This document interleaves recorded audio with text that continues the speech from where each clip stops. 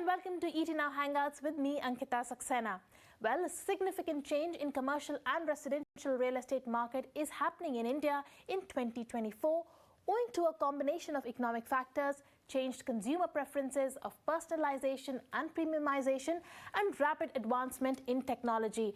In fact, according to a report by CBRE in 2023, the luxury housing segment experienced significant growth with sales almost quadrupling. Now, catering to this boom in the luxury housing segment is Boheim, that has announced its inaugural steps into India's luxury real estate arena.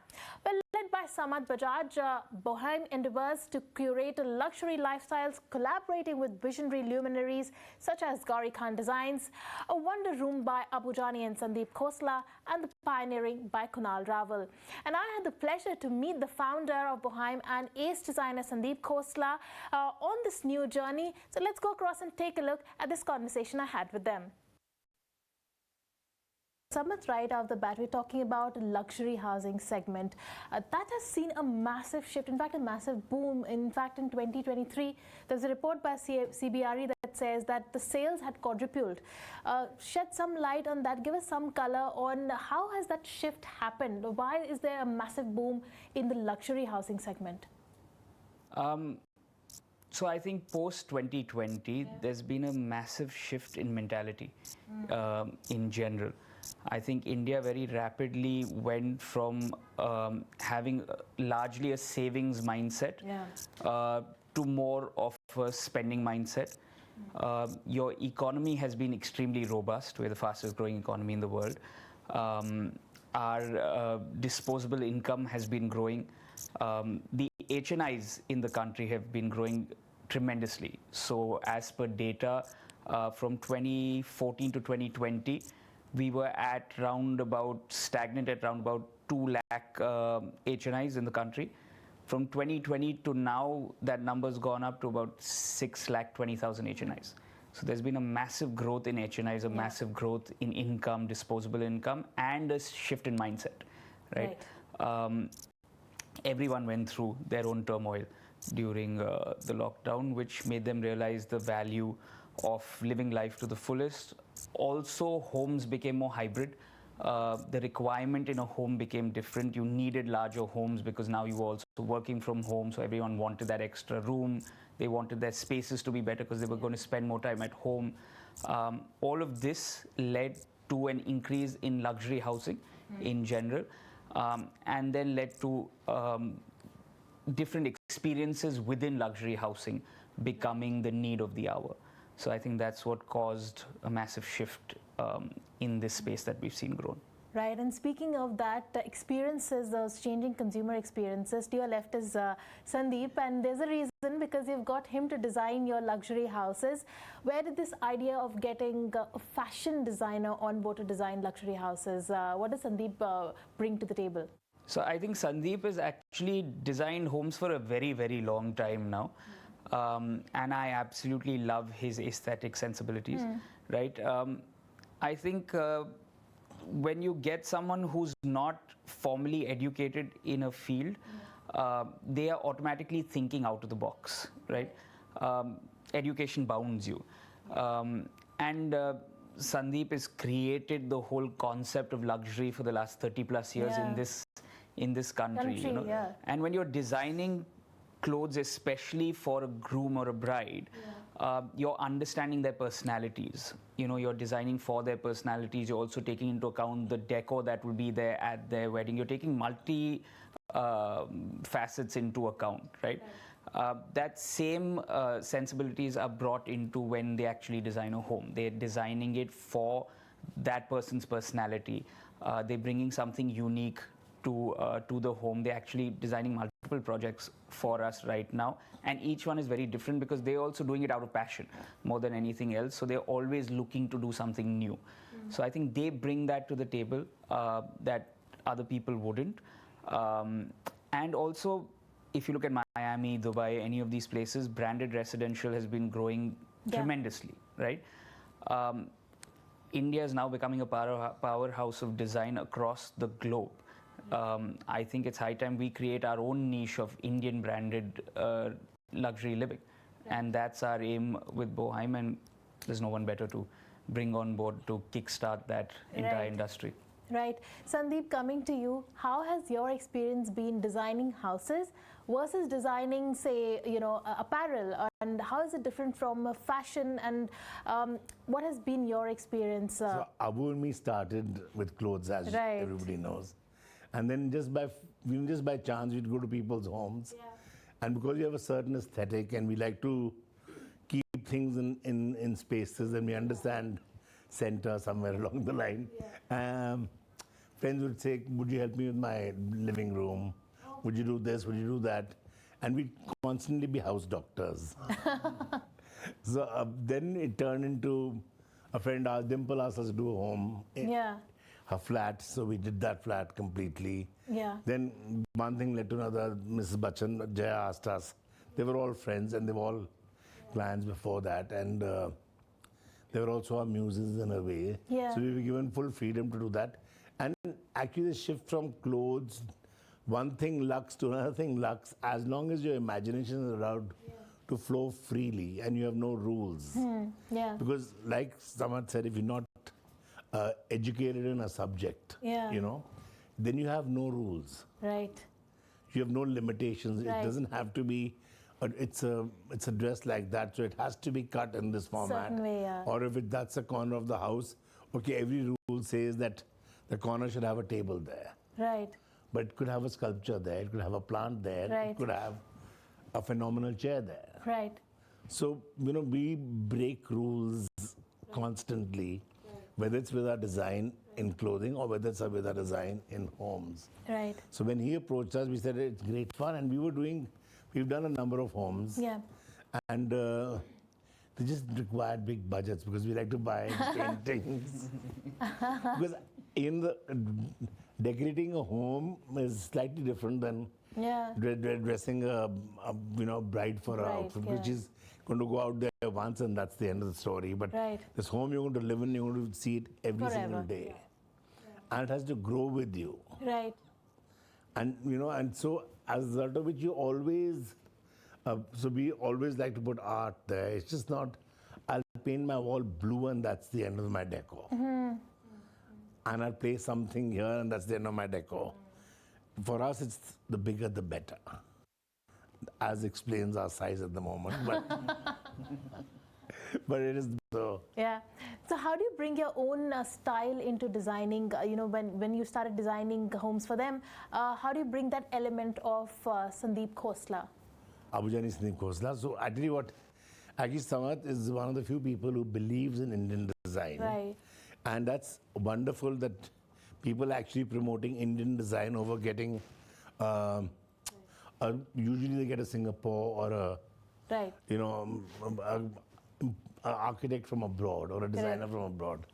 So these homes are being built for Indians, by Indians. And so there is, and we understand the Indian sensibility to a great deal. They want something and yet they don't want something. Right. But they want something to pop for sure. Right. So we are the pops of popping. Okay. So, I'll come to you, Samarth. Then we'll talk business and some numbers now. Since COVID, since 2020, there has been a marked difference in the pricing as far as the price movements are concerned. It's almost on an average, there's an appreciation of almost 50 to 60% on home, on luxury homes. Tell us, as a developer, are you very cognizant of that? Has that impacted consumer demand? And will you be more, keep that in mind as a developer when you're pricing your properties? Yes. So there has been appreciation. Appreciation only drives the market positively, right? Okay. If you ask me, is there potential for more appreciation? 100%. Barring Mumbai as a market, which is and always has been very expensive, but has also seen tremendous appreciation in the last 4 years.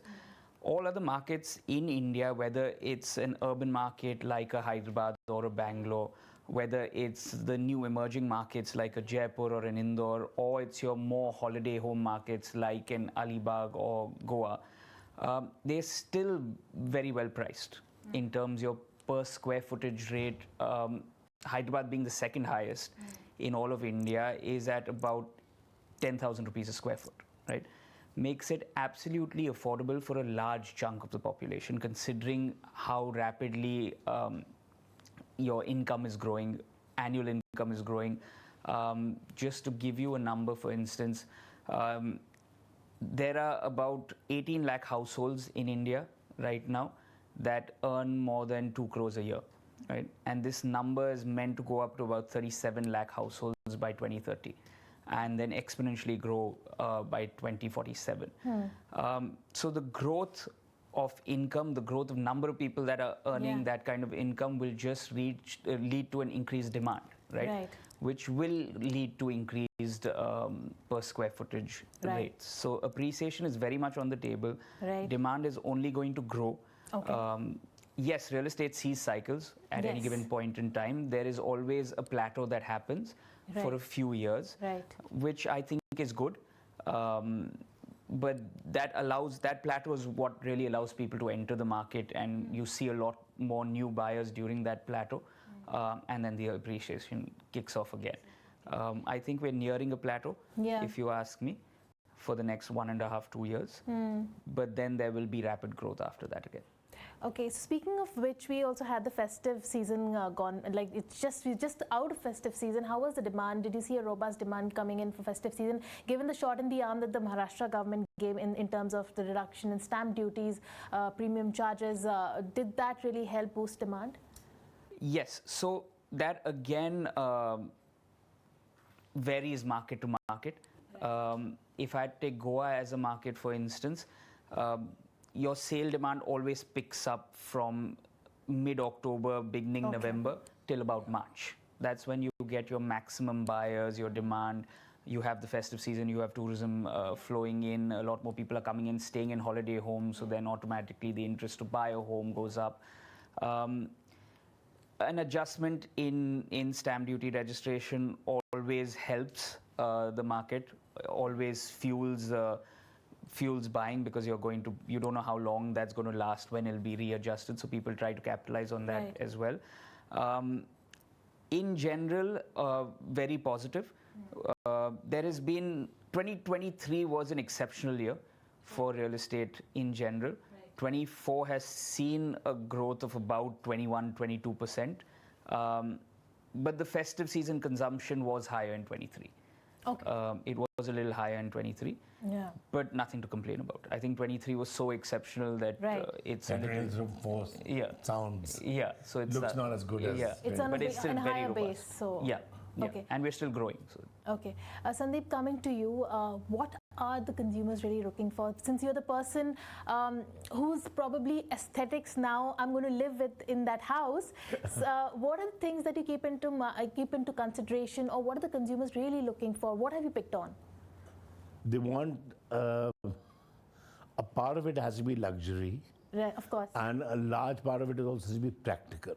Okay. Because as we are growing and everything's growing phenomenally, we're also losing staff. We don't have as many people who work in homes. So also the new generation also is a lot of self-help. So they want a home which is also practical at a level which is not practical but easy to maintain. But still have the oomph and the glamour. So when somebody comes to your house, you need that talking piece. You need that talking wall or a space which which can be part of a discussion. And but they're happy to take care of it themselves rather than having staff looking after it, because staff is more and more difficult to find now. Agreed, Okay, so this is also a large reason why people are shifting more into your luxury apartments from bungalows. It's easier to maintain, you have more people on call, you're living in a more secure society. That's another reason that has largely driven the sales of luxury apartment complexes in the urban cities.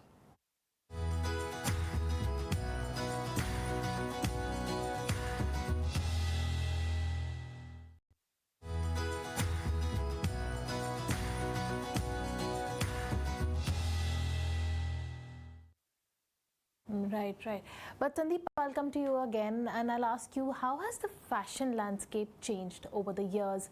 And do you take cues from your experiences with fashion to now interiors as well? The fashion landscape is Yes, changed ever evolving, right. has Right. changed completely. There are many more people who get inspired and copy fashion. Right. It's easy fashion all the way. So very few people have to use their brains. The rest just follow it. But no, on a serious note, yes, there's fashion journalism, which has come up Yes. a long way. Yeah. When we started, there was no fashion journalism. Right. And there was not so much awareness of fashion. Now, everything's about trend. Right. But fortunately for Abu and me, we are not trend. Yeah. We are a classic You're a India legacy. We are classic You're India legacy. forever. Thank you. But the same thing with the home. One wants to create a home Yeah. which you walk into and you feel that you live there forever. Right. And that's the specialty of Abu and mine actually, is that whenever we've done a home, there's a certain kind of warmth Right. that you create in that space. Right. That you feel you belong there. Right. So once you get a sense of belonging, Yeah. you're always But do you good to ever look at Instagram, since you're also very active on Instagram? Do you ever take cues from social media on, how the interiors are done up? Because people are, like you said, are now more aware because of social media. So they already know what's going on. The beast in the house is actually called AI. Absolutely. The Which elephant is in the room. so phenomenal to look at. Yeah. When you put in some words, and I see some wonderful AI pages also on Instagram. Right. But when you try to realize that, it's almost impossible. Right. Because what they do on the kind of imagery they create on Right. AI is almost fantasy. A part of Right. it is, it could be a big Hollywood blockbuster or a Bollywood blockbuster. Right. The kind of set you get almost. It's even a home is almost set-like, Yeah. where the ceilings are going at 30 feet Right. high, but it's so difficult to maintain a 30-foot high ceiling. Right. And also, it's too expensive for a builder to build a 30-foot high ceiling because Yeah. he's losing so much of space. Yeah. So the good thing about AI is that actually it's Right. very wonderful inspiration, but it doesn't go very far. Right. Human intervention is required. Yeah. So that's what we are all here So for. yeah, the manufacturing techniques are not Yeah. as advanced as AI's Right. design is right now. Yeah. Right. Okay. So, Samarth, coming to you, tell us what are the consumer demands right now? As a developer, what are the things that you are keeping into consideration, given the kind of consumer demands that have changed, and how have you reoriented yourselves to cater to that? Right. So one very important element, Yeah. especially because families are becoming more nucleus. Exactly. And, house help has become much tougher to Yeah. kind of find and afford, is the emergence of smart homes. Smart homes. Smart Yeah. homes has become a massive trend in the last 2 to 3 years. Actually, as per some data, in fact, 2022 saw about 12 million smart homes installed in India alone. Right? Wow. So that's one thing that consumers are very, very kind of, particular about, having integrated in their spaces. The second is that all homes, like I said before, are now meant to be hybrid. Even if you're not fully working from home and the culture is going back to you Yeah. working from the office, you want that space that allows you to work from home. Right. And thirdly, I think with air and climate becoming a huge topic and a huge concern in general, people are now looking for homes that add to their well-being holistically, right? Okay. So the infusion of nature, whether you're in a city or whether you're in a destination like Goa, the whole concept of biophilic design, all of this is gaining massive momentum, and rightfully so, because it drastically helps the environment of your home become better. It cools your home by a couple of degrees, it makes your air purer, it makes you happier in general, right? So these are a few trends that we're seeing that are key. And then personalization. Yeah. No one really wants something that's cookie cutter anymore. True. They want something that reflects their personality. Even if it's someone else building it and designing for them, the home has to reflect their personality. Yeah. It has to have some sort of an immersive experiential element to it.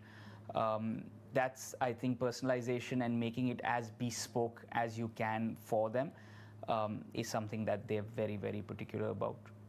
And also, one of the biggest questions of to buy a home or not to buy a home. Yeah. Buying a home as an investment, or should it be need-based? That's the biggest question right now, because more and more young people, they're not interested in buying a home, because like our previous generations who were very emotionally attached to buying a home, now you don't want to really put your roots somewhere. Also from a financial perspective, I mean, you're watching every day how home buying is not a very viable option from a financial perspective.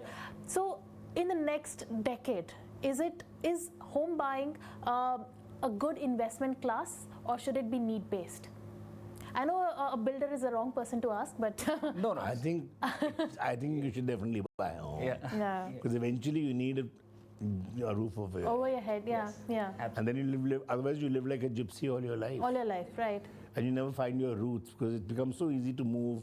And moving a city or moving a home is not an easy process. Even if you're going from one rental home to another rental home, it's a process. Yeah. Yeah. It's an emotional process, It's because an you get emotional attached to corners in your home, even if it's a rental home. Yeah. You get attached to places in your home, and every time you have to move that, it's emotionally a burden. Burden, yeah. So I think Sandeep's absolutely right. Absolutely right. And I think one of the biggest spokespeople some time back about not buying a home was Nikhil Kamath, right?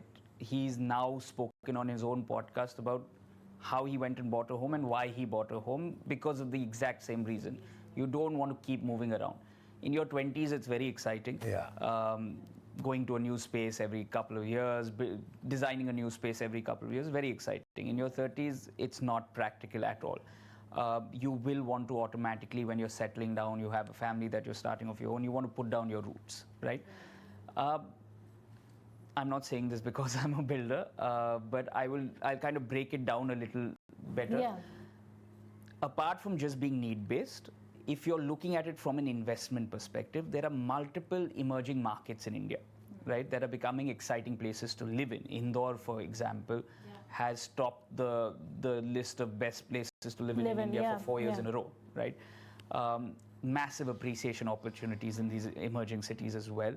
Secondly, if you just educate yourself a little bit, right, and you get into a project with a reputed builder who you know is going to deliver what he's promised and on the timelines that he's promised, and you get an early stage, you actually automatically get your unit under market value, right? Right. Because all builders will predominantly offer you a pre-sale kind of value.